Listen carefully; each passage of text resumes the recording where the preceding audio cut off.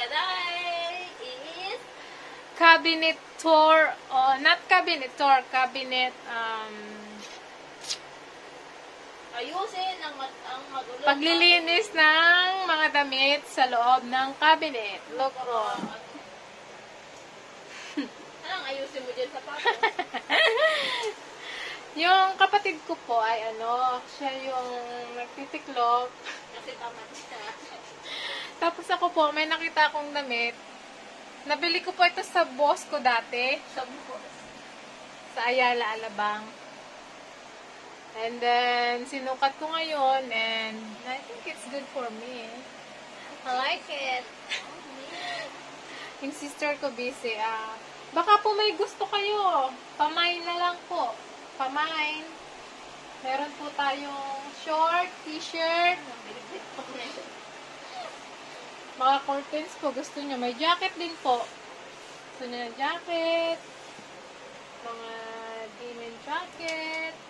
Tapos, meron po tayong bestida. Baka po may gusto magpamain na lang po. Mine. Meron din po ditong love gown. Tapos, meron din po tayong pang-talok.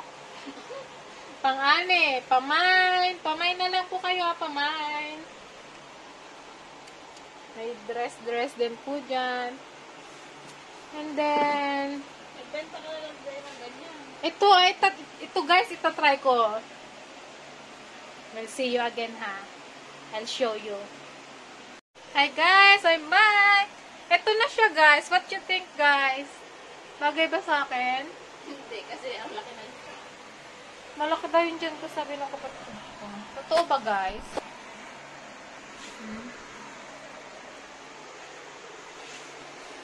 Gusto ko siya, kaso alam mo yun, laki ng braso ko ata. Ang taba ko, oh my God! Oo, ang laki ng braso. Ano kaya atin mo? Hindi ko alam kung suggestion guys, kung ano dapat gawin sa malaking braso. Ang laki-laki, oh!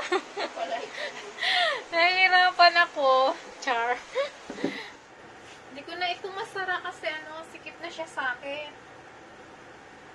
Pero dati ko yung short. Ngayon, sinong may gusto? Pamain na lang po, short. Pamain! Sabihin mo. Oh guys, pamain na lang din po dyan. Pamain! Ito po yung epekto ng magliligpit ka, tapos may nakikita ka mga damit na hindi na nasusuot. Tapos isusukat mo. Oh guys, pamain. Pamain na lang. Dapat pala guys, ganito. Yan. Tapos, yan guys. Diba, stay guys? Akala man sexy guys. Sexy.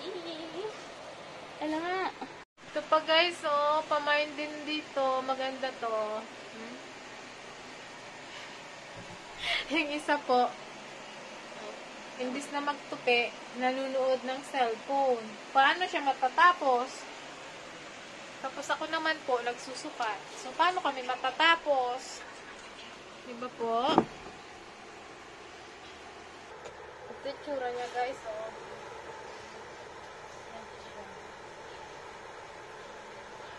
Pantulog yan dali.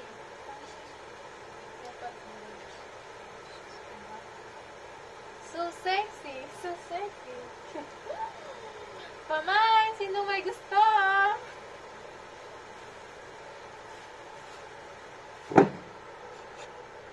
Just type mine.